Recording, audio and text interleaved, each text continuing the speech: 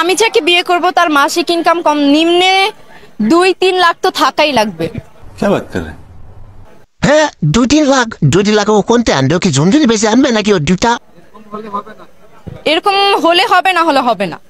থাক বান্ধবী মাপ চাই তোর মতন মায়ের সাথে বিয়ে করা আমার কোনো দরকার নাই।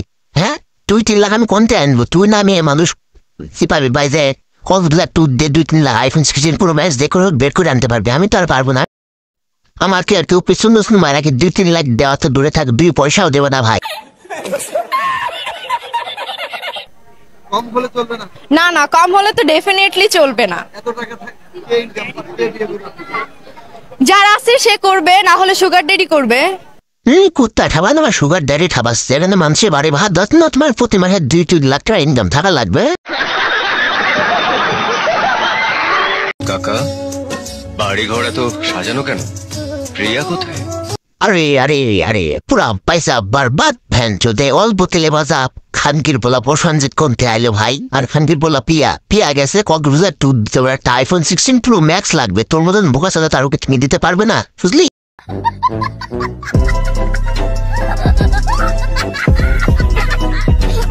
প্রিয়াকে তুমি ভুলে যাও বাবা, প্রিয়ার বিয়ে হয়ে গেছে।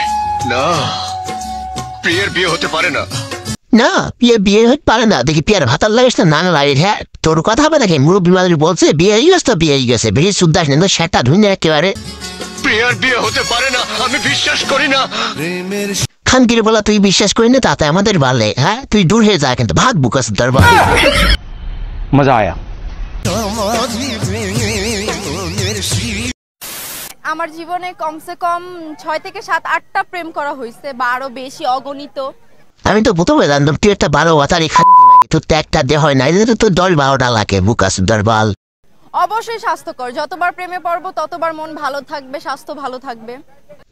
স্বাস্থ্য না বাল ভালো থাকবে এদিকে আমাদের তো দুর্গা ভাবতে হ্যান্ডেল মারতে মারতে আমাদের শরীরে পুরো প্রোটিন ফুরিয়ে যাচ্ছে আর বল স্বাস্থ্য ভালো থাকবে। স্বাস্থ্য তো তোদের ভালো থাকবে রে তোমরা তো আমাদের পোট মেরে খাওয়ার ধান্দা থাকে সবসময়। অবশ্যই ভালো, ভালো না কেন? যতবার প্রেমে পড়বেন ততই ভালো। देखा आपने लापरवाही का नतीजा है। এই রোজার মাসে কেউ যদি আপনার জীবনে আসে अच्छा তাহলে ভাববেন আপনার জীবনের পথ মানা সারা।